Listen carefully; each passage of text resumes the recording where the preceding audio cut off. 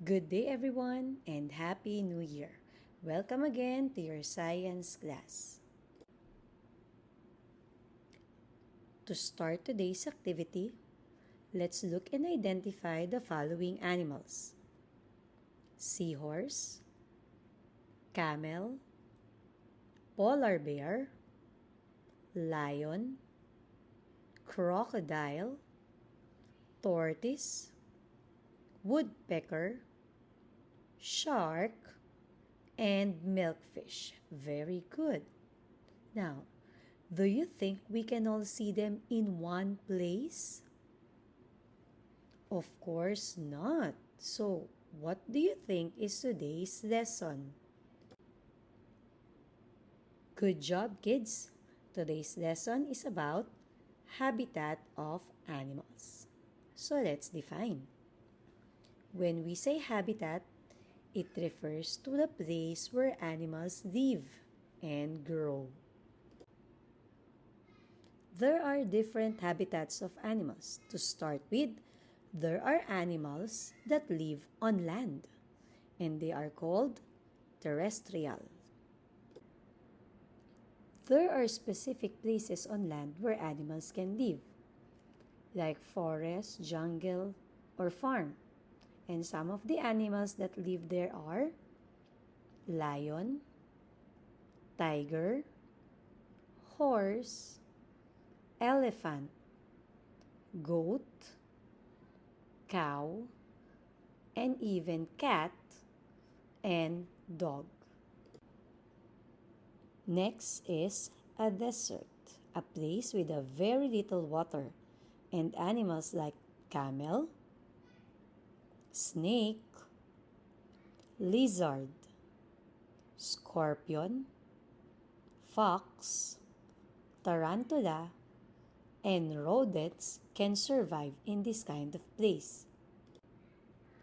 Third is on ice and snow, a very cold place where only animals with thick fur and skin can survive, like polar bear, Arctic fox, walrus, seal, owl, snow leopard, and penguin.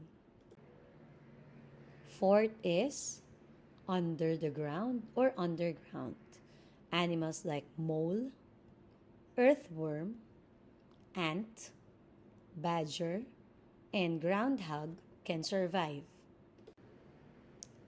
And lastly, we have arboreal. These are animals that usually spend most of their time on trees, like koala, red squirrel, tarsier, green tree phyton, sloth, orangutan, and tree frog. Let's proceed to the next classification of animals according to habitat. Animals that live in the water are called aquatic animals. There are two different types of water where animals can live. The first one is salt water, where animals like bull shark, seahorse, starfish, octopus, stingray, salmon, and clownfish can survive. While the second type is fresh water, and animals like clam, milkfish, crayfish, piranha, trout, manatees, and otters can survive. And the last would be animals that live in both land and water. Animals that can live in both land and water are like crocodile, frog, toads, salamander, crab, hippopotamus, beaver, and newt. There you go. To summarize, habitat is where animals live. These are On land, which are called terrestrial. Specific areas are land like forest and farm, desert, ice and snow, under the ground or underground, and arboreal, while the second is on water, called aquatic. They could be on salt water or fresh water. And the last group are animals that can live in both land and water. Did you get it? But wait, before we end, make sure to copy the third quarter topics.